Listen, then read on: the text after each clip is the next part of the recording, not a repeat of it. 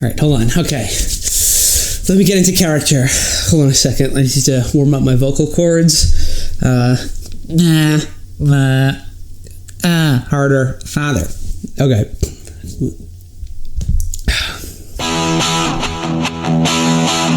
You're listening to The Ben Shapiro Show on AM 770 KTTH. It's become my catchphrase here on The Ben Shapiro Show that facts do not care about your feelings. Yet, we have inculcated an entire generation who thinks that their feelings are more important than my facts. And by way of illustrating this, I've been keeping a running tab on all of the grammatical errors, which are, in their own way, factual inaccuracies, in popular rap music.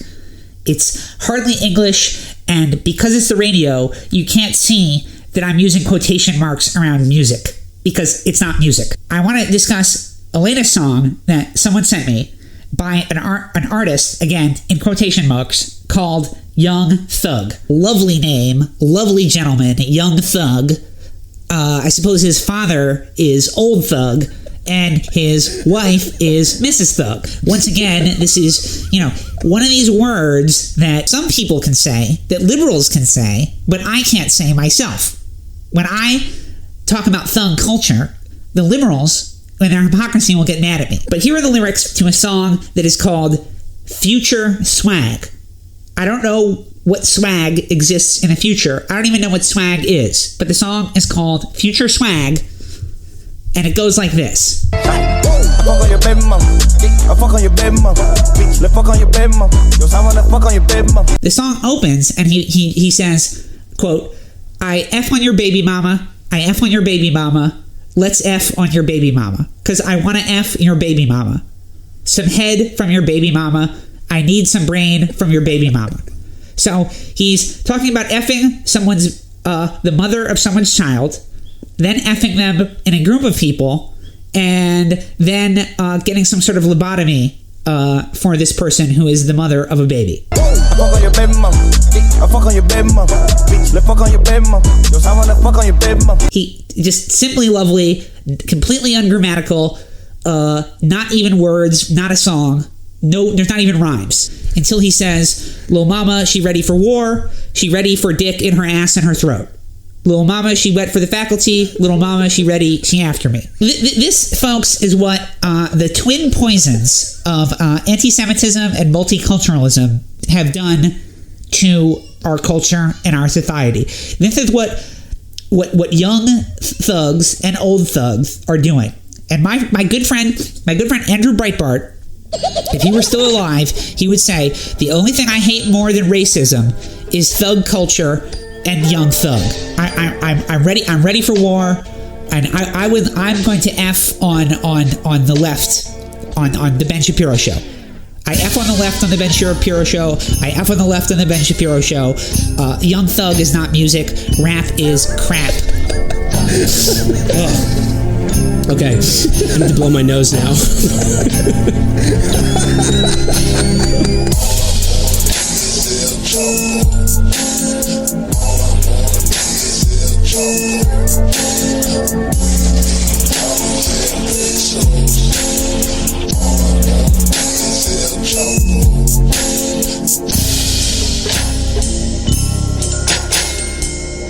We are back. It's episode 38. I'm Will Muneker. Joining me as always, Felix Biederman. Hey everybody. And Matt Chrisman. Hi folks. It's been a busy week for us. A lot of doings, a lot of happenings going on in the Trap House universe. A lot of Goofies, Daffies, and Donalds quacking at us all week long. And I think we're going to talk about it. But before we do, we have quite a good interview set up, ready to go, by our friend Maria Hengeveld, who is an investigative journalist who traveled all the way to Vietnam to report on Nike shoes and their supply chain and how that fits into the Nike Corporation's attempts to empower women through a program called Girl Effect. So we have that set up. It's a very smart, informative, and educational interview, which, like I said, will hopefully serve as an antidote to the interview that we did with Brendan Wardell that actually has made anyone who listened to it stupider. Yeah, like Ron Fournier talks about, we do both sides. Like, it's equal parts being stupid and being Spectrum. And in the middle, you find a mix, and that's called Applebee's brain disorder. In the course of our interview with Brendan, I said I was reading Saline, and Brendan thought it was C-Lean, and he thought I was talking about a rapper. Let's say we roll this interview about Girl Effect with Maria. What do you say? Yeah. Let's get into that, and then there's much to discuss about the wild and wacky week we've had after that. So, Maria, talk to us about Girl Effect. Girl. Maria, the title of the article in Slate is Nike boasts of empowering women around the world, while the young women who make its products in Vietnam are intimidated, belittled, and underpaid. Now, you did this big sort of investigative piece for Slate where you went to Vietnam to investigate the Nike supply chain. But before we get there, could you tell us what Girls Effect is, how it relates to Nike's sort of corporate branding, what it promotes, and why they started this campaign? Yes, of course. Thanks, Will, and thanks for having me. So my background is in the gender and international development sphere. And in that space, like over the last 6 years, this idea that if you empower a girl, you are solving poverty because girls invest 3 times as much of their income back into their families. They will put their brothers through school, and so they make a very good investment. This sort of narrative that started to pop up like everywhere, and again, not just as like a sort of a feminist theory, but as a poverty reduction theory, and this idea of the term girl effect, you saw that being used in by many like celebrities as well, and journalists such as like Nicholas Kristof. So in like all these spaces, from like the UN to like big NGOs, major women's rights organizations started to talk about this. And what is it? So again, what I said, it's the idea that if you invest in a girl, that she will do the rest. This is literally like one of Nike's slogans that they used to use more. The idea that they use is that many girls in the developing world, so that's like across Africa, that's what they often focus on. Their potential is being held back because of local cultures, because of patriarchy, and so their parents and their communities, they won't let them be what they could be. They won't let them unleash their potential. But if they would, then their communities would thrive because they would take up jobs, they would become entrepreneurs, they would invest, again, all this money back, and they would lift themselves and their entire societies out of poverty. These ideas have been around since, let's say, the 80s, at least. The idea that investing in women, that makes a good investment because they have more selfless spending patterns than men. But when Nike in 2008 with their foundation, when they coined this girl effect theory, and they started their campaign, it grew into like a common sense poverty reduction strategy. So Nike started this in 2008, and they got support directly from the NOVA Foundation and from the United Nations Foundation. And over the years, they promoted the ideas through media channels like the Huffington Post, the Guardian gave them their own space. So this is how it sort of became a common sense, sort of widely accepted poverty reduction strategy. You open the article with talking about the Olympics, and of course the Nike brand is right out at the forefront of all of that. It's this global event. It's an event where women compete at the highest levels, and so much of Nike's advertising of themselves during this campaign was about empowering girls and women, and particularly women of color, and associating that with the Nike brand. And like this campaign that you're talking about, the Girl Effect campaign, which is part of the Nike Foundation, is that kind of a key part in this branding effort that they're undertaking? Yes, absolutely. So they focus specifically on girls, and of course there's going to be girls of color because they are concerned with the developing world or the global south, except for the countries where they actually have factories, which makes sense. I want to get to that in a second, but I remember growing up like. There was a sort of like there was a dawning consciousness about this idea of sweatshops and the conditions in them and the connection to that and like the clothes that you wear. I remember there was some campaign about like, you're a kid, you're wearing these sneakers, but did you know that like kids your age are sewing them together in factories, that across the world? And Nike, of course, is probably one of the biggest companies in the world. It's the biggest like shoe and sort of like, I don't know, one of the biggest shoe and clothing manufacturers in the world. So even back then, they started this major outsourcing trend. Like they were I think the first to start this, to take manufacturing like overseas, and So like there's this dawning consciousness that you need, like if you're going to have like a giant company like Nike, you sort of need to bake into the product itself sort of the conscience of the people who are buying it, right? So they've been doing that for a while, but like how does this kind of the Girl Effect campaign, how is that sort of, is that kind of a new thing and a new direction for them, and sort of what prompted them to start this campaign that focuses so heavily on empowering women? They basically took over. They took the narrative over from there. Like, okay, we get it. Like this, there is a big problem. We will change. They pledged, as we say on the show, our catchphrase. They have pledged to do better. Right, and this Girl Effect campaign is part of it, right? Yeah, this is something I know. Exactly. We all can relate to.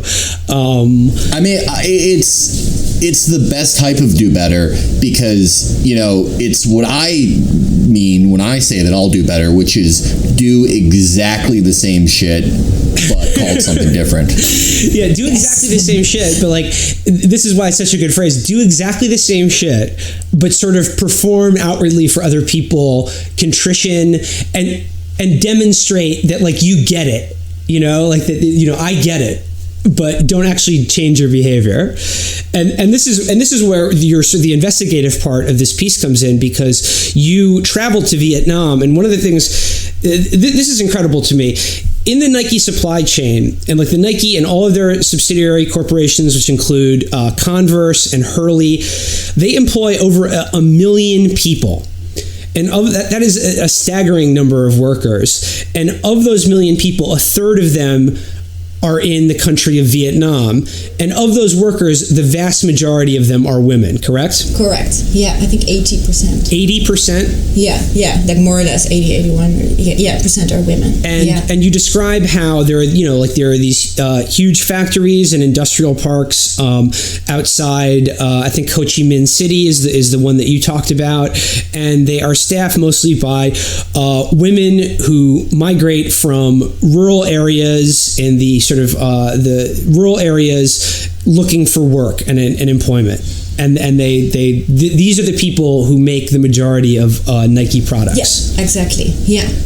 And the question that your article, I think, your article poses is, to what effect has the Girl Effect trickled down to the factories that produce Nike merchandise? Well, but even more fundamentally, it's like, well, they really fit that profile, right? Of like of the Girl Effect, like that girl that they. These are the girls that we want to empower, it's right? Like, well, shouldn't if your theory, if this theory really works the way you think it does, then surely all those women in those factories are more empowered than we can even imagine, because again they really fit that profile, and does this theory, which again has become common sense within UN agencies with poverty reduction, like aid agencies, NGOs, like this idea, like how accurate is this really? That if you tell a girl that, if you just believe in yourself and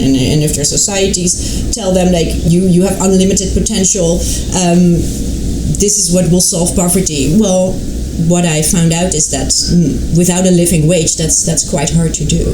Yeah. One of the weirder, in the past few years, I feel like we've gotten some very weird, obtuse arguments for exploitation of workers in poor nations. One of them being, how can we forget different countries have different safety standards and that's okay. To another Vox argument, which is, if you're pro-worker, then you will want these millions of people to be exploited because they're workers. We're just creating more workers. But the thing that I noticed with your piece and the arguments for this girl power is it's possibly the least complex of all these. It's sort of, it has the same rationale as like a success meme. You could write this entire platform on a screenshot from the movie Wolf of Wall Street and just say, if you want to be empowered, just get out there. Just go do it. Don't worry about, being on your feet for 18 hours in a row, or you're being pregnant and having your child exposed to dangerous chemicals that cause birth defects. Just do it. Yeah, and then it means actually that there's something wrong with you, right? Because clearly you have then failed to actually use your potential. This is, I think, to me, is the most problematic issue about this, or sort of implication, is that like it's clear that it's a ridiculous idea that if girls just believe in themselves and if they have the liberty again to work, that will automatically empower them. But what to me is even worse is that with these women that I met, like you're essentially saying like, well, you did something wrong because you aren't supposed to need anything. You aren't supposed to need any protections or good labor standards. You are supposed to be able to do this all by yourself because you are the most powerful person in the world. That's the weirdest thing about it, I feel like, is that sort of technocratic point of view is usually brought to us with just asinine data that isn't even true. But this one is so pernicious and awful because it's like telling the poorest, most exploited people on earth, no, you're the problem. You don't believe in yourself. Now, exactly. Nike says that it has this quote code of conduct, and they said they send inspectors to these factories to monitor the working conditions and see if they are in compliance with this code. Now, what does the Nike code of conduct for the people who work in these factories entail? So they have minimum age standards. So for some work that is like 16. For most jobs it's 18.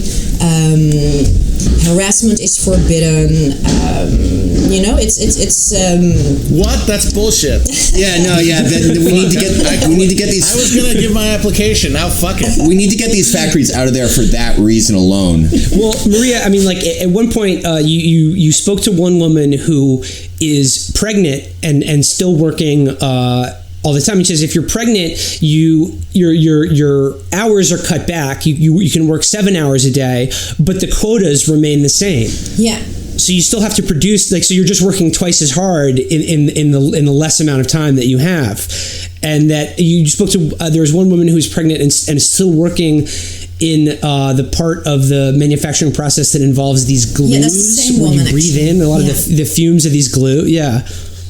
Yes, so she's the only person that I spoke to who told me about this. But then when I asked the Workers' Rights Consortium, who I quote quite extensively in the article, according to them, this is quite common. Yeah, and so her story was particularly awful because as you just brought up, like she worked in like the gluing section, so she had the opportunity to work to move to a different section, because she was very worried about the health effects, particularly for her baby.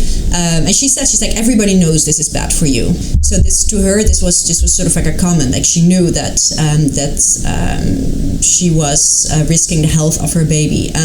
But then if she would take that other job, she would lose, I think, $9 a month, something like that, because it is like the hazardous work bonus. So she couldn't afford to lose it. So she just stayed there. Yeah. I mean, to quote one of my favorite Instagram accounts, Success Motivation Lifestyle, it's a baby, not an excuse. Grind. I mean, and this gets to, I think, the heart of why this whole girl effect, at least as it's invoked by a corporation like Nike. And then there's a lot of other people who are backing this too, like the Bill and Melinda Gates Foundation, and a lot of these huge, charitable NGO organizations, is that it's all about, like, it says all the right things, but the one thing it doesn't say anything about is what constitutes a living wage. And the example of the woman who's pregnant and still has to, do the job for the $9 extra, it just seems like, how is the girl effect supposed to work when the wages you get working these jobs just basically sustain you enough to keep working the job and living in a house, like, or paying rent and eating food, but it gives you nothing in terms of like saving money, or where's the money going to come from to invest in these back in her family or communities, right? Yeah, exactly. And it's the same with entrepreneurship, with the idea of entrepreneurship, right? Like, there's no talk about sort of social safety nets, and if you ask Nike about it, they will call it complex. Well, here's what they said. Yeah, actually, I have that quote right in front of me because it's nauseating. I'm quoting from the article now. You say, Nike's Sustainable Business and Corporate Responsibility reports the past 12 years acknowledge that some workers' rights organizations are calling for higher wages, and that, quote, some workers feel that they are not fairly compensated in return for their work, and this can lead to a lack of morale, low self-esteem, and reduced productivity. God forbid they reduce productivity. But in a 2010 email to Viet Labor, Hannah Jones, Nike's vice president for what at the time was called Sustainable Business and Innovation, and now sits atop the board of directors of the Nike Foundation and is a mentor in the Girl Effect program, wrote that while there is no accepted definition for a living wage, and she called it, quote, a complex debate, local wage setting is best done by negotiations between workers, labor representatives, the employer, and the government. This is her quote on that. Why is that a disingenuous thing to say about Vietnam in particular? They have been involved in these conversations with Nike, like for many times, and different brands, and this is like a thing that comes up a lot, and that is particularly in the context of Vietnam very pertinent. Like, there's one government union, there is one like legally allowed union, and it's controlled by the government. And many of the management of factories, they are officially like union representatives. So that would mean that negotiations, and this is, I've heard this for different factories. Like, I'm sure it doesn't apply to every factory, but I've heard it like a couple of times. Is that often it would mean that factory management would be negotiating with themselves, and that's, of course, is not really going to benefit workers. So they cannot organize themselves. And what I find so revolting about the statement about, it's a complex issue, is that, as you point out, it's not complicated at all. It's very, very easy to tally up what would constitute a living wage. And as you say, a living wage would be about 3 times what these women are currently making. So they pretend most of them are making, you say, about $160 a week. And to have that empowering effect, it would need to be around $500. Yeah. So that's... I'm sorry, $160 a month. Excuse me. And the thing is, they have control. So if you will go through these CSR reports, which I do not recommend, but I've done it, and like they will blame problems on like a whole host of things, from like that the managers aren't culturally sensitive, or so the solutions that they come up with for complaints about harassment and high work pressure and low wages is, well, let's dig into this, and it's a learning process, and all kinds of sort of like distractions. But yes, like you say, it is very simple. Like a living wage, it's easy to calculate. I asked the women themselves, I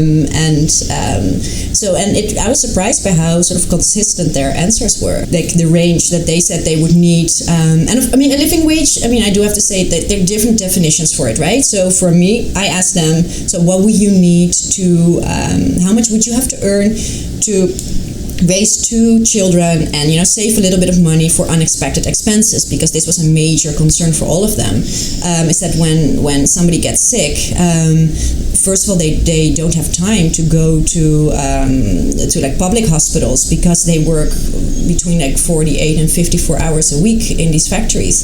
So they'll often have to go to private clinics, and they simply don't have the money. There were like a few women from 2 different factories who told me that their managers had complained about the fact that Nike, that their purchasing price hadn't kept pace with their rising costs. So Vietnam has actually been raising their minimum wage quite a bit over the past years, and they said that this was an excuse that their managers had used for like cutting down staff and increasing their work pressures. Like, well, if Nike would pay us more, if keep up with our expenses, we wouldn't have this problem. So who knows? Maybe this was just their way of defending it. But I thought it was interesting enough to take a closer look at. But Nike wouldn't let me talk to their managers about this topic, even when the Vietnamese Labor Department sent them a letter asking them specifically if I could ask this question to some factory managers on their prices. This is interesting to me because Felix alluded to it earlier, but the Matt Iglesias line that different countries have different labor standards and that's okay, and the idea being that laxer labor laws are essentially what a country like Vietnam can offer a mega corporation like Nike, and the net effect is, economic growth, et cetera, blah, blah, blah.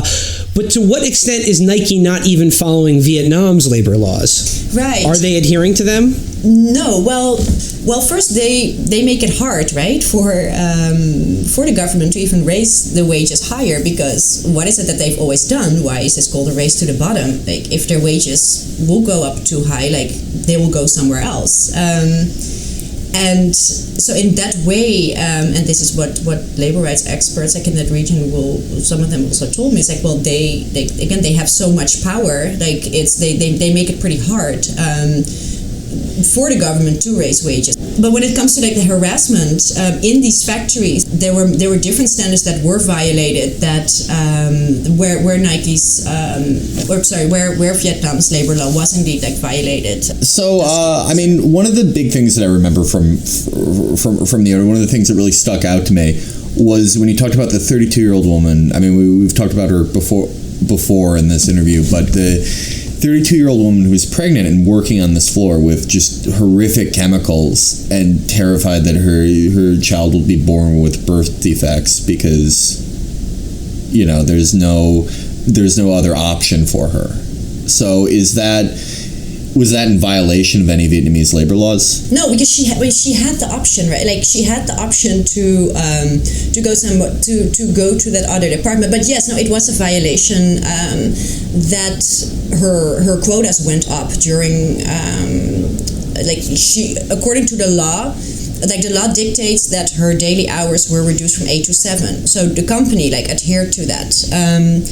But by leaving her quota the same, which, as you pointed out earlier, which brought up the pressure, no, that is not allowed. So that was a violation. Yeah. It's very interesting how in all these countries where just out of the goodness of their hearts, these people just want to give girls an opportunity, that they also don't seem to enforce labor laws that much. Just a weird confluence of events. I will show you how have a path with great buriness here. It's called Puru, 8 years old dog, and I'm gonna show how to swim with Puru. Come along, Puru. Here, come along. Puru, come along. please, Puru. This is not wet. Puru. This is good. This is good. This is good. Oh shit. Oh, don't go, please. Puppy has a bat. So how we bat pregnant dogs. Well, you mentioned at the beginning of the interview your background is in global development and particularly as it relates to girls and women. These globalists. So what would, like, in your opinion, what would like an actual girl effect campaign, like, you know, if we wanted to actually empower women in, let's say, rural Vietnam, what would that look like vis-a-vis the United States or a company like Nike? Experts have different ideas on this. Like some say, well, you know, and they have different calculations. Like if you would raise the price of, you know, a pair of sneakers with $1, you would be there. Or some say that's not even necessary. Like they yeah, you know how much a pair of Jordans cost? God damn. Exactly. Well, we've gone longer than I thought I would, but I'm glad we did, because I want to give justice, do justice to the piece you wrote. I mean, in closing, when you were, you know, in the factories talking to Nike, did they give you a chance to get any of the exclusive lime green Dunk Lows or Cross Trainer Air Max 93 foam posits? That's right. I took two suitcases, and it's exactly as they said. They're comfortable and stylish. Yeah. Yeah, the Jordan 7's still got to be the most classic basketball sneaker of all time, though, right? In the past few years, we've found that a lot of the NGOs that we thought were just selfless, altruistic do-gooders in our world are, you know, about as compromised as the rest of us. What was your interaction with, like, these NGOs that sort of push this agenda? Did you find them to be just sort of wholesale corporate astroturfing outfits, or filled with people who actually believe this stuff but are paid to disseminate it? That's a very good question, actually. So I found that it differed. I actually interviewed more organizations, also for like another project for a Dutch newspaper last year. So I've spoken to a fair amount of NGOs, and the best response I got was from it's like a children's rights organization, from like a fairly junior woman who worked there, who literally told me, when we were talking about the girl effect, who literally told me, like, well, if for both girls and women, she said, if you can just sort of get them out of the house once a week, you know, get them out of their isolation, you make sure that they have like a social group to go to like once a week, this will really change everything.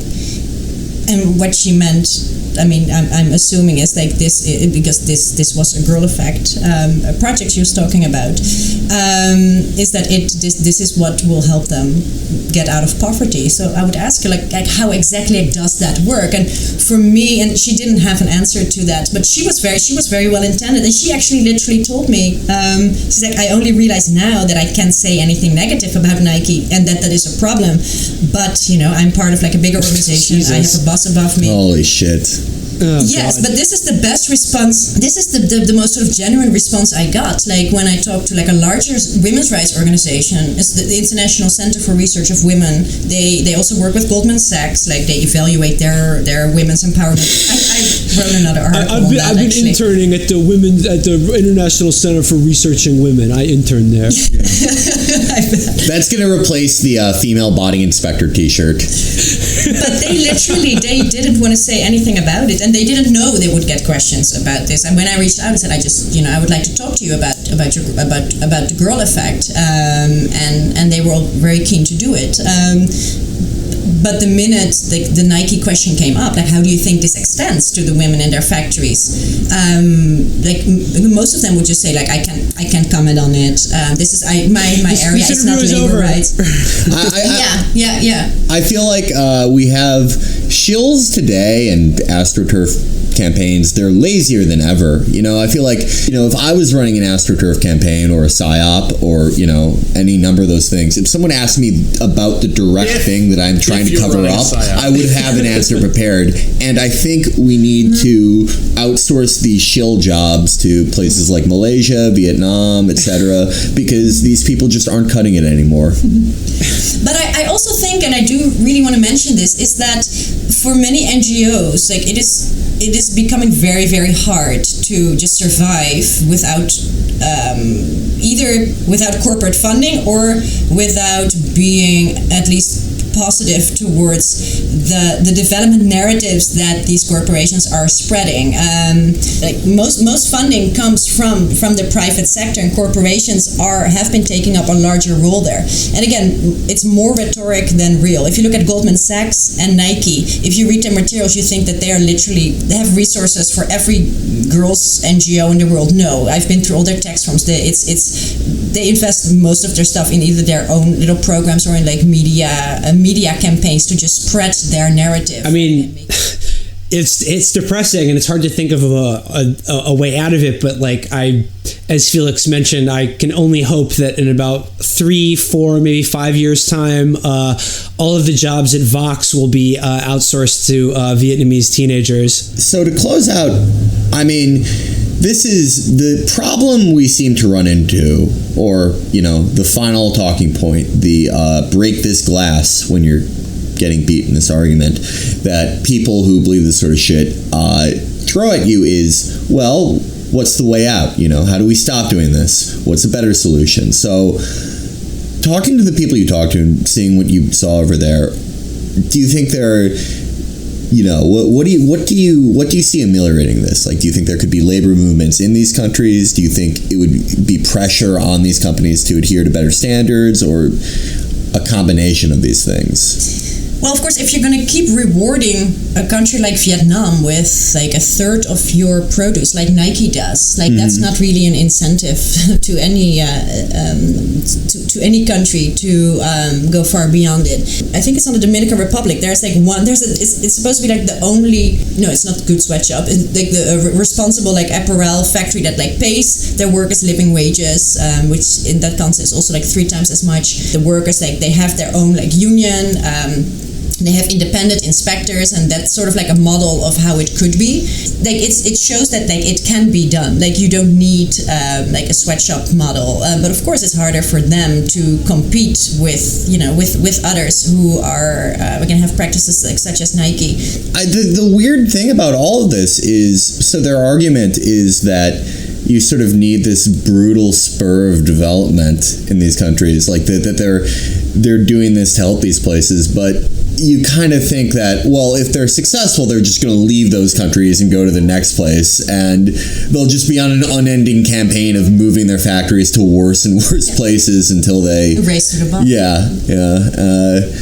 But maybe by 2070 they'll have put in factory in Antarctica, and we'll be close to running out of countries that can fuck up. But this is exactly what is happening, and what currently like is allowed by the international trade system, right? An international economic system. Or it's just like there's also this idea that like, well, if these girls and women, what would they be doing if they weren't taking part in a wage economy or whatever? And it's just like, well, gee, I don't know what Southeast Asia was doing for the last 3,000 years, but all this is relatively new. Like global capitalism is kind of, it's not on the grand scale of history is pretty new. I mean, we could always send Charles Murray back there. That's true.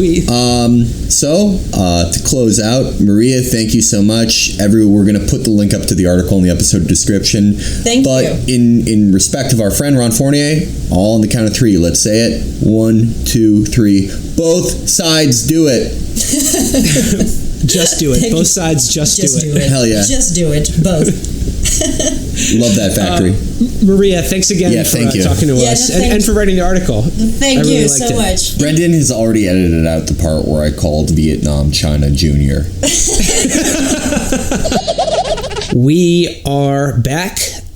again, hope you all enjoyed that interview with Maria Hengeveld. The article was on Slate.com. We will link to it in the show information. Moving on from a serious topic to far less serious. I think it sort of lines up nicely because we want to talk about sort of two sides of the same coin, and that coin is the right wing in America. At the moment, we want to talk about the alt-right, and then a new side that we've discovered that's even more angry, resentful, and awful than the alt-right. And we're going to dub that the elevator right for reasons that we will explain shortly.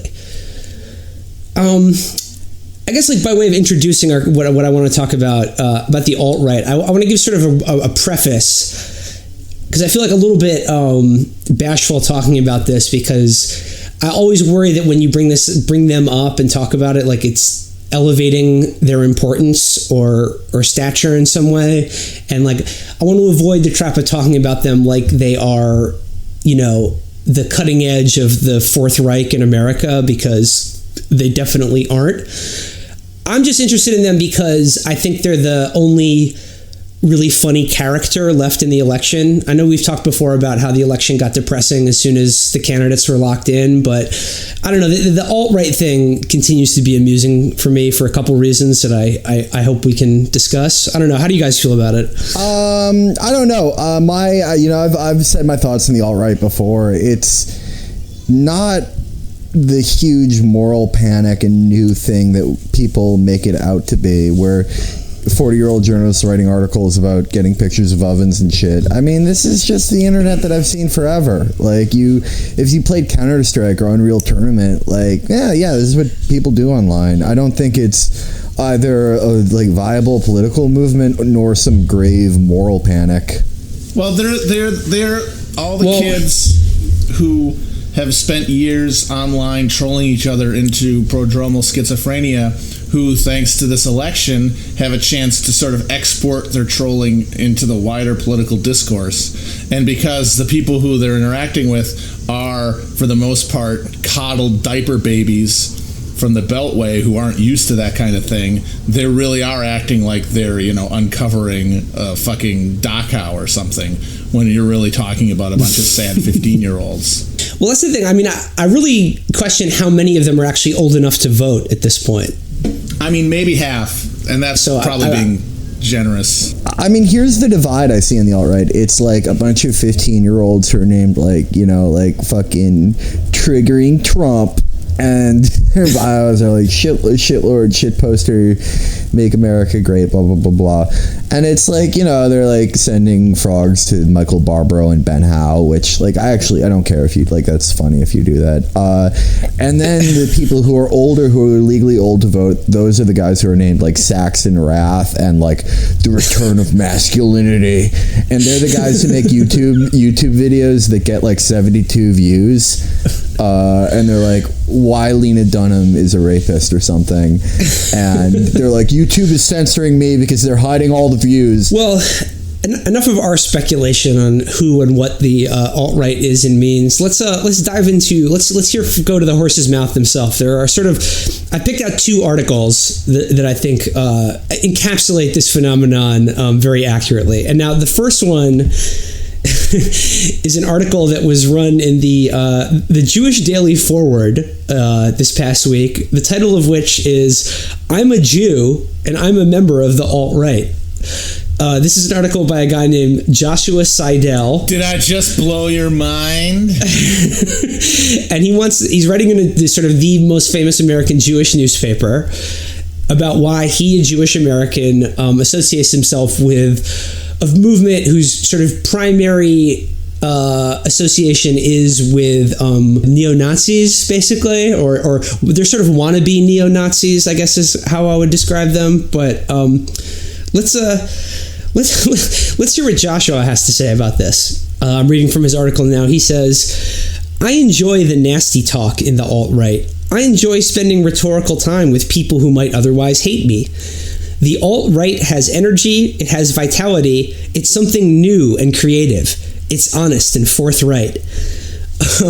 What I like about that line about how the alt-right has energy and creativity is I think it's exactly what Henry Ford said about Germany in the 1930s. But he enjoys spending rhetorical time among people who might otherwise hate him. He says, I have a thick skin and a tolerance for others. Liberals like to imagine themselves as, quote, tolerant, but real tolerance is the ability to be around people who are different than you and still value them as people. Can you begin to see where this article goes off the rails? I love that. That's the best shit on earth. It's like, so you don't want me to walk around in a fucking Nazi armband and talk about how much I want you to and all of your family members to die horribly in a concentration camp? Wow, way to be tolerant. Wow. Nice open mind you have. It occurs to me that if liberals were so tolerant, I would have any friends at all. I mean, Matt, you're exactly right. It goes on, and it's like the typical cant where he says college was an awakening for me, and like Bob PC and blah blah blah, and I'm sick of being called racist just because I recognize the truth of skull shape and IQ data. But he goes on and on like this. But he also says the Trayvon Martin case was his eye-opening moment. That was his road to Damascus moment on his road to becoming a... Yeah, because I think that the subsequent experiences of George Zimmerman, where he's basically been in a nonstop carnival of domestic assault and public violence, has really undermined the argument that he had murdered Trayvon Martin. He quotes friend of the show Ricky Vaughn in this piece, by sort of as a means of saying, well, as a Jew, certainly many on the alt-right hate Jews, but they're actually better for us than liberals and leftists and Sharia law. The mistake that poor Joshua made in this piece was the idea that the alt-right cares about tolerance at all, because the real turn in this piece was in the comment sections to it, where of course everyone who's actually on the alt-right showed up to tell him to die in an oven and that they want nothing to do with him, and that in no way could any Jew ever be a member of the alt-right. And it led to this hilarious sequence of tweets. Joshua says, in response to, again, all of these people who told him he should go to Israel or just die, like they want to cleanse America of all Jewry and all. This is Josh's response to this was, for those genuine white nationalists who feel I am not part of the alt-right, I understand and don't want to argue over terms. Keep in...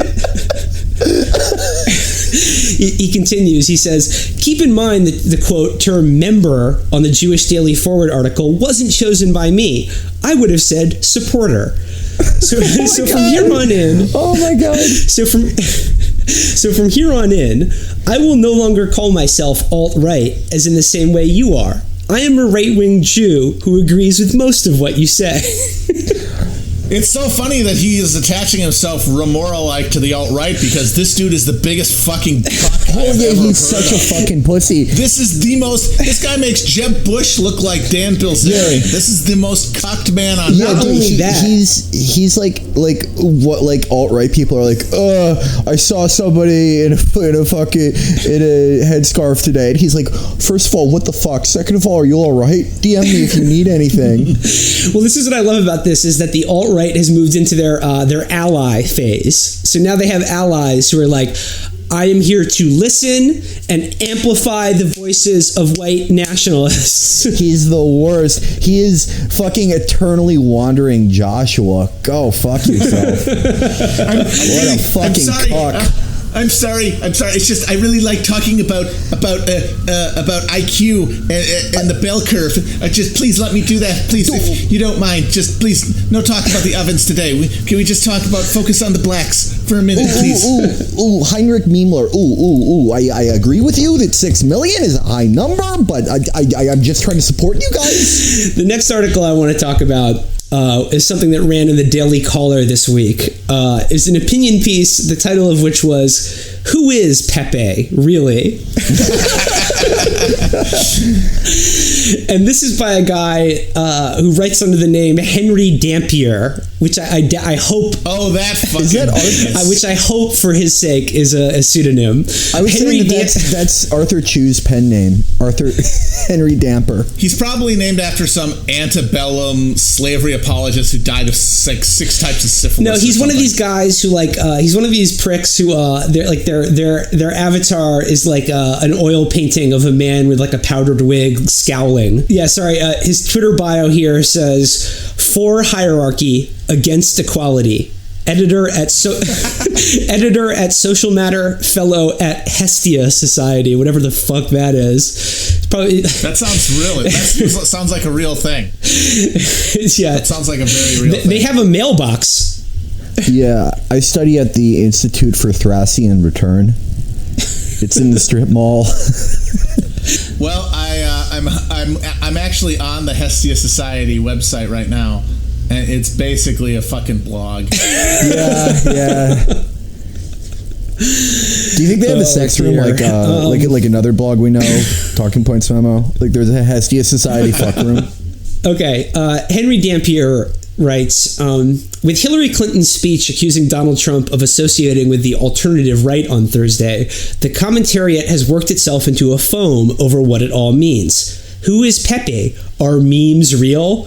Why is Harry Potter a Nazi now? I don't know what he's talking about. I don't know. Conventional Republicans feel that the ground has shifted from under them. He's right about that. But he goes, what caused that? He says, when you actually meet the people who live behind the internet masks, you'll often find ordinary middle-class Americans. Okay, no, you won't. No, you won't. Yeah, I mean, if you're talking about Trump supporters, if you're talking about people who are going to vote for Trump or go to his rallies, yes. If you're talking about the assholes who have, like Himmler, fucking Pepe, fucking Super Mario, that person is not an ordinary middle-class American. He says, quote, "These are the normies who have become weird. What provoked them? Why didn't they get all on the Jeb campaign bus?" Any attempt at providing a full answer would be inaccurate. So instead, let's focus on something important that we can grasp. The conventional Republican story about America isn't relevant to ordinary people anymore. True. If the alt-right and Donald Trump's campaign has real impotence, it's the widespread realization that you can't assimilate tens or hundreds of millions of foreign immigrants to a host culture that's in decline. Okay, I'll stop you there again. I agree with Henry that I don't think America could assimilate hundreds of millions of immigrants. Yeah, don't you? No, that would be really difficult. Since we only have 300 some million people in America, if our country adding a third of the U.S. population in a short period of time would be too many. How many Syrian refugees have actually been settled in America? Like 2 billion. Like 2 billion. Less than 10,000. 2 billion. If you uncuck the immigration numbers, okay, so they say there's been 10,000. Well, how many kids? So a lot of people don't know this, but Syrians are like nesting dolls, and they hide their kids underneath their skins. It's not racist. Arabs can pull apart like Russian nesting dolls. It's just science. And let's not forget that every Syrian immigrant can reproduce by budding. Yeah, it's fucked up. So you're talking about like an exponential growth. And the Democrats are openly campaigning on this. You guys saw Hillary when she was making this speech from an iron lung, which the media won't talk about, like why she's in an iron lung. But she, once they shot her full of an EpiPen so her heart could beat long enough for her to talk, she was like, 300 million is all right, but 500 million is Three's Company. And Henry Damp goes on that, of course, the left wants all these immigrants because they know they'll vote for Democrats, blah, blah, blah. But then, and then he asks the question, why did white identity politics come back? This is where it gets really good. He says, why has white identity politics suddenly emerged as a nationally important issue? Well, let's put forward a little thought experiment. Let's say that you just started your prison sentence. Hell yeah. Okay. Okay. Sure. You have no friends in prison. Maybe you are a little... Yeah, in prison. I had a lot of friends outside of prison, just so everybody knows. All my friends are in the place in the regular world, including my girlfriend. All my friends live in Canada, unfortunately. But he says, you have no friends in prison. Maybe you are a little chubby or you have a squeaky voice. So let's just imagine this first. Henry's just throwing out a thought experiment where you have no friends. Hypothetical. You get sent to prison and you're also a chubby, squeaky little bitch. Okay, so pretty much you're fucked. Okay, let's do a thought experiment here. You have no friends. You're a pussy. You got a boner when you hugged your hot cousin. You got sent to jail for that. You're a loser. So imagine your first day on the yard. And he said, Henry writes, this prison is run by various gangs. These gangs don't look like the Hollywood multiracial rainbow gangs. Most of these gangs take race very seriously and not in an academic way. So yeah, Charles Murray isn't a gang leader in prison, is what he's trying to say. But he says, let's say that you check the white box on the census. You may want to say that you were part Irish American with an Italian grandmother, but as far as the prison population is concerned, your options for gang membership are limited. If you want to avoid being stabbed at the cafeteria, whose table do you go sit at? Do you try to join up with the Bloods, or do you join the Aryan nations? Or do you decide... Henry, I got some bad news for you. You're going to get stabbed in the bathroom no matter what. The first time you're like, so gentlemen, has any of you read Joseph de Maistre? You're going to get air-holed to death. Yeah. So it doesn't really matter. Imagine this guy going up to J.K. Simmons and Oz and being like, we find ourselves sitting athwart history and yelling, stop. Now, he qualifies this by saying, now, America isn't quite an open-air prison. Oh, I'm glad you admitted that. But what he's trying to say in this article is, who is the alt-right? Who are the Pepes? Well, what he's saying, if you imagine America as a giant prison, they're the white people in that prison. And that essentially, for protection, white people will have to join the alt-right. But I don't know Wait a minute, so he's saying that he's like the fucking tatted up shock collar? Because that's insane. These guys are the dudes who get fucking like sold for cigarettes and ramen packets. Yeah, exactly. Like these guys are fetishizing like a state of nature where like racial truths are what power everything, and they think that they're fucking nerdy asthmatic asses are going to thrive just because of racial solidarity. They think they're not going to get ground into paste by some like power worshipping tribal dynamic. Like that's the fantasy these dipshits have. Is like, well, yes, some might be stronger and more physically imposing, but my knowledge of all of the relevant animes will allow me to be his consigliere. No, you're gonna get fucking turned inside out and made into a fucking fuck puppet. I can't be the only guy. That's why we have society.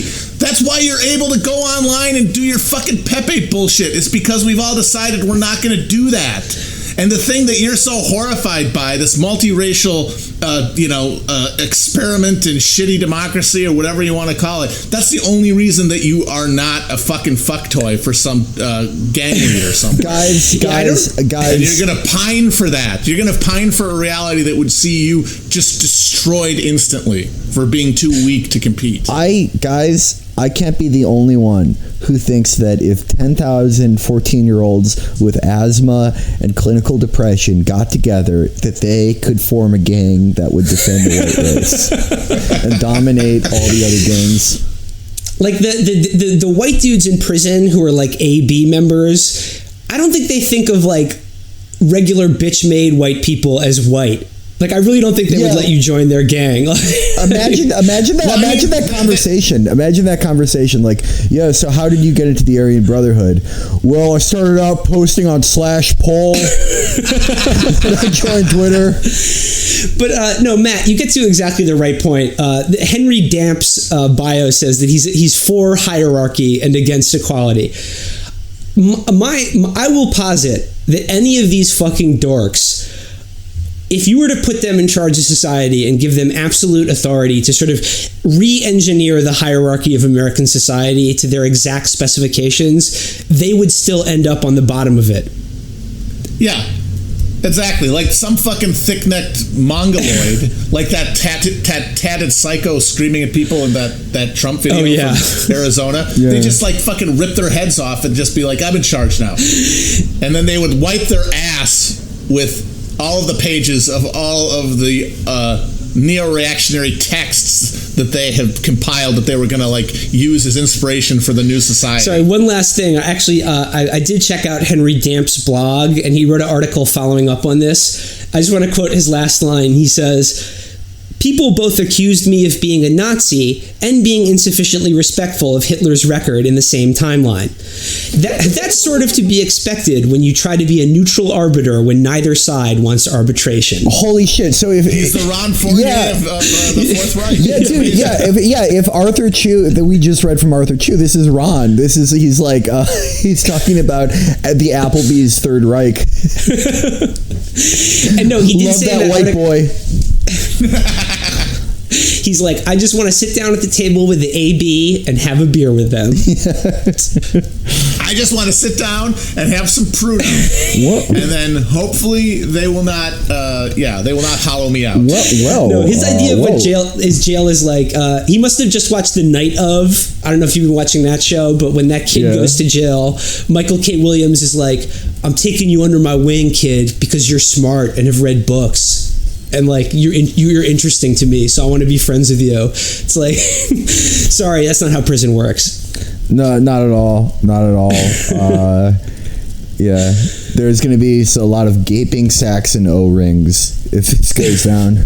I think you had a good point. You had a good point about like that. I think the bottom line on the alt-right is that we said they're like the same online degenerates that have like sort of always existed, but now they have sort of a politics, but it's the same idea that they're just sort of externalizing their own self-loathing and perversion, basically. Well, the degree to which these guys, like what they think of as a cuck, like what the traits that they find abhorrent, most specifically in like their fellow whites who don't have the solidarity that they do with the white race. It's all the shit that they worry about themselves. I mean, why is their chief terror being cucked?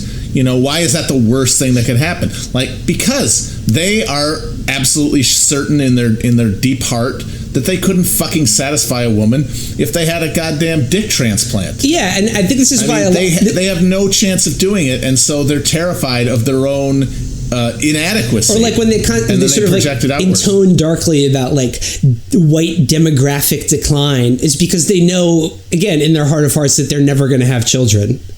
Yeah, it's not going to happen. You're never going to reproduce. Yeah, it's like someone like argued about it. Someone like said that to like in my mentions the other day, where they're like, I wonder what group is responsible for the decline of whites as a population. And I thought, like, I don't know, you? Like you, who no one wants to fuck? I had a dude could never fucking reproduce. I got into it with a dude this week who was just like, so what was wrong with Hitler? Just asking questions. Oh, that he got you. That guy was awesome because he wanted to do like, let's have a reasoned debate about the Nazis. It's like, that's the entire point of fascism, is that you don't have to have debates. You have tanks and gas chambers. You fucking these are like West Wing fascists. The entire point of fascism is that it buries the putrid corpse of liberty, as Mussolini said, and banishes all of the sad bickering that makes up our attempt at a political discourse, and like the way and replaces it with naked force. The way you can tell that like most of these guys are just teenagers is because like when they try to wind people up or quote unquote debate them, you sort of get the feeling that they always think that they're talking to like their stereotype of like a Tumblr teenager, and they're like, oh, did I trigger you, bitch? Get in the oven or whatever, because that kind of kid is their peer group, and that's who they think they're debating. And Matt, as you've quite rightly pointed out, the worst thing you can do to one of these people is just take them seriously.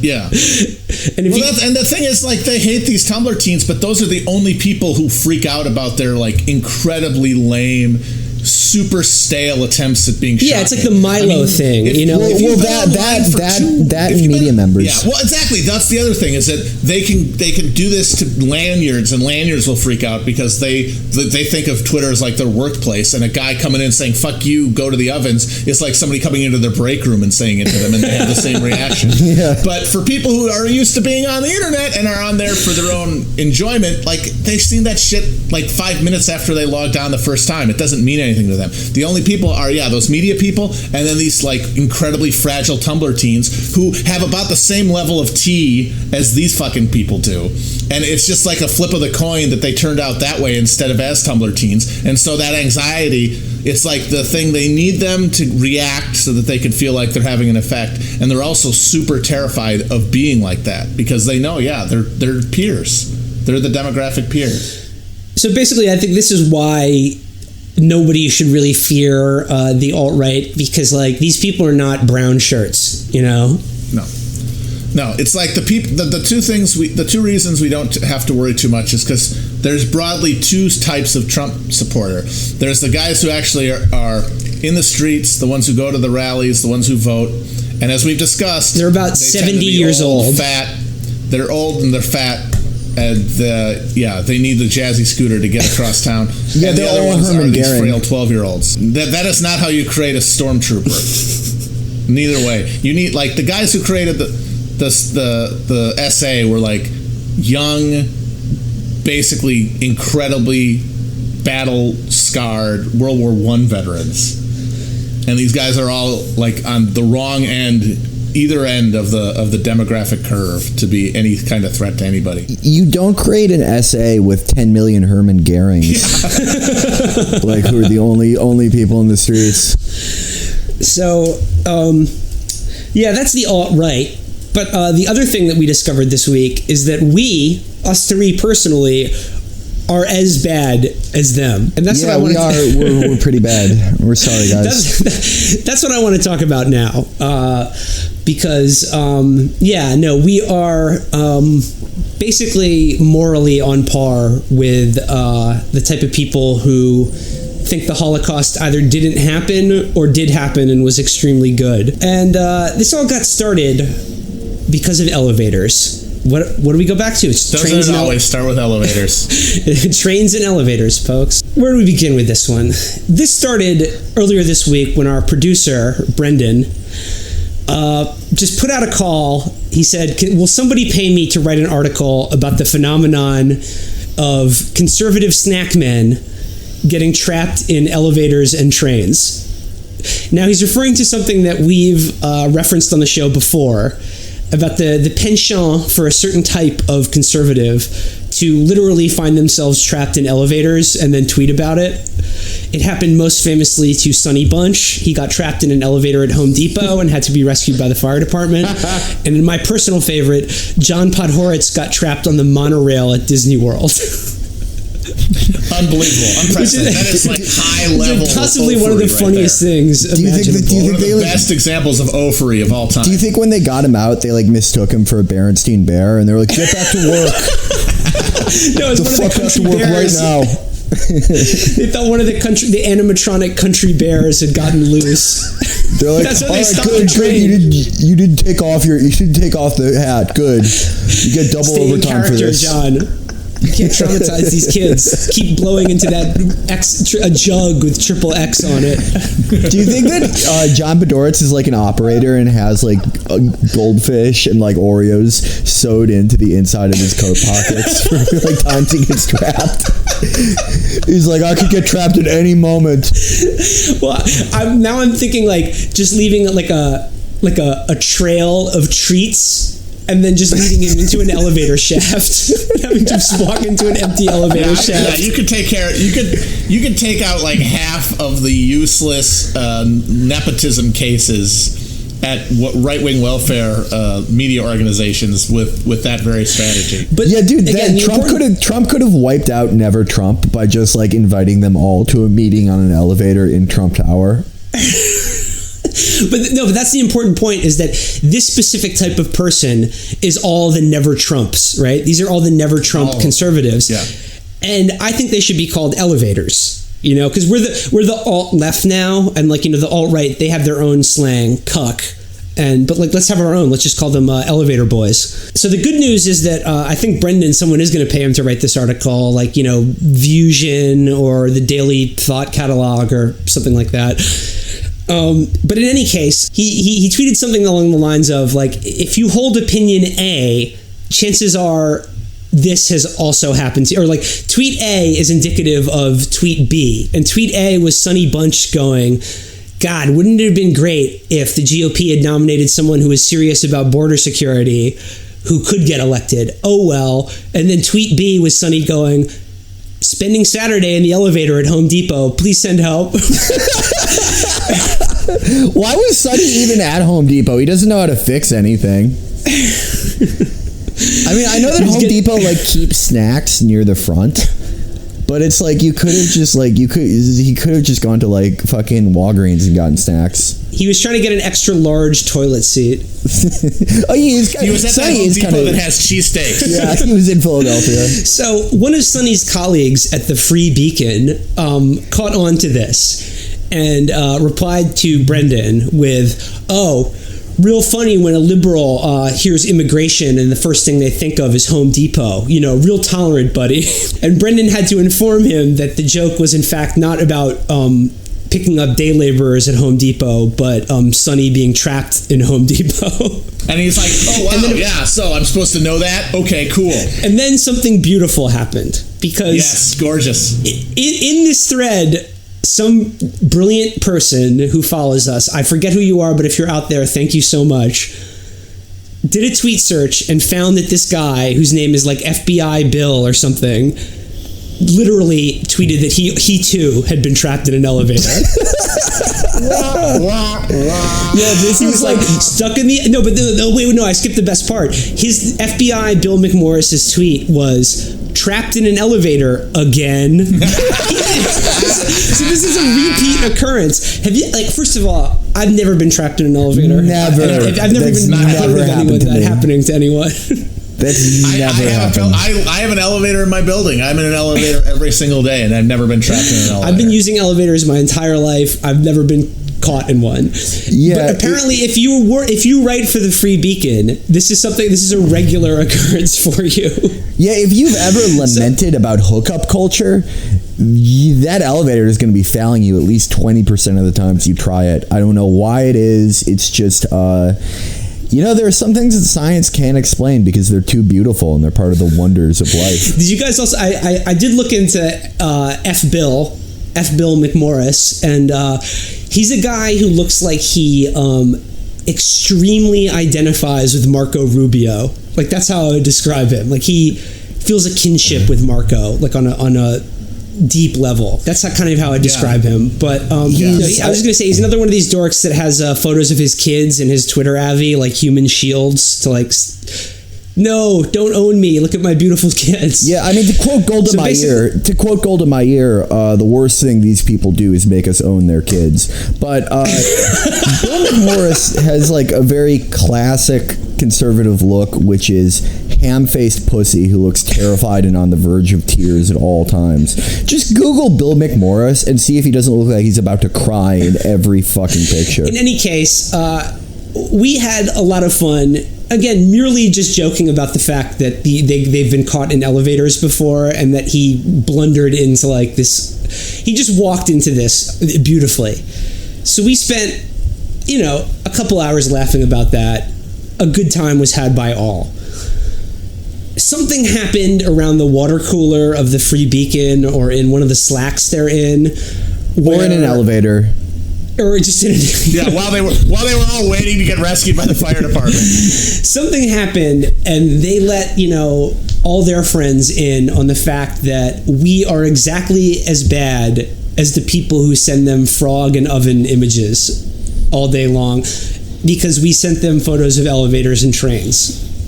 So that's the same thing. Same thing, and I think there was like the line was something like, I finally found a Twitter that's even more unhinged and repellent than the alt-right. I'm talking, of course, about Chapo Trap House Twitter. So, hell yeah. And what I like about that is that they're sort of giving away the game when they find us as or more morally offensive than actual Nazis. It's sort of like, well, what does that say about you? Well, for one thing, it says that what they're really bothered by isn't any kind of ideological thing. It's the fact that our insults are actually effective and cutting. Because they can hear, like, getting called cuck a million times. It doesn't mean anything to them. As we've seen, how many of these dorks are like, well, you know, if being a cuck means having a respect for the Constitution and for American values, then, sir, I'm proud to be a cuck. Yeah, I'm a cuck. You know, they get it. They get the Pepe oven meme, and they're like, wow, you don't know how bad you look right now. Yeah. But we're like, you spend your entire life trapped in an escalator, you dumb asshole. That, like, cuts them to the quick because they do spend their entire life stuck in a fucking escalator. Well, that's the thing, is that they would prefer to have the alt-right as their adversary because that makes them look good. Whereas, Chapo Trap House Twitter is like, you write for a fucking make-work job at a heavily subsidized, just a slush fund for fucking rich kids, that you're a fucking movie critic at a magazine nobody reads, that in any free market wouldn't exist. Like, and then you spend the other half of your time lamenting about, the decadence and laziness of your fellow generation. Yeah, no. So get fucked, you loser. From being caught on like a parasailing rig that's like floating away from the tourist resort, and guys with giant hooks are trying to bring you back to Earth. Yeah, you're a bunch of sad. You're a bunch of fucking sad pear-shaped fucks who all work for conservative welfare publications. And if you don't take our word saying that this cuts them to the core, because FBI Bill seems to have deleted every fucking tweet he's ever made. Yeah, FBI Bill nuked his account. That Jeff guy, there's some guy who works for a website called Decision Desk. Esoteric Jeff. Yeah, Esoteric Jeff works for Decision Desk, which I think is like sort of a Carl Diggler shit. It's like the only website that a jitterbug can go to. Like, more people who are fucking dying read that website than anyone else. Was like, oh yeah, the Chapo Trap House is really sad. Oh, I'd really be sad if I was a progressive writer in Brooklyn who wasn't good enough. Dude, your entire party got taken over by a fucking reality TV guy who just got there by insulting your candidates' wives over and over again. And your website is read by terminally ill grandmothers who are giving away reverse mortgages because they saw old ads with Fred Thompson on TV. You're the saddest fucking bitch in the world. If you write for the Free Beacon, that's not a real job. No, yeah, you're a welfare kid.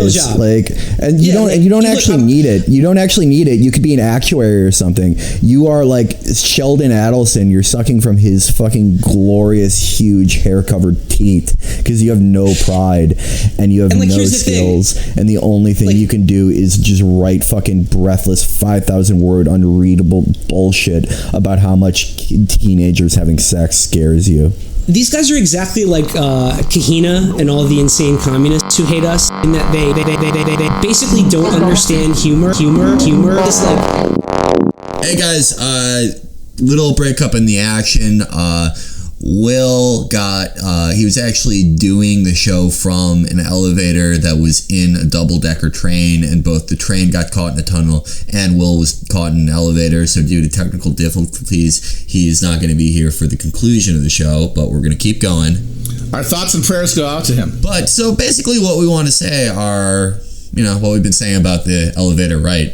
There are a bunch of sullen, sort of a coalition of cynical, warmongering psychopaths, and the brand that we interacted with, which I guess you would call like sexually retarded lunatics, who have zero influence on the world and are watching their grip and influence over their own party get obliterated, as guys call them cucks, yet we make them more mad because we accurately describe them. Yeah, their self-loathing it really gets triggered by the shit that we tell them. And then they have to freak out and pull, like, the only move they have, which is this sort of sad, status-obsessed thing of like, oh wow, bet your employer likes seeing you tweet things that are that immature, unlike me, who's very mature, tweeting 55,000 times in the middle of the night at people who, you know, are calling me an elevator dork. Yeah, also, like, I make more than even elevator esoteric Jeff or whatever, who appears to be about 52.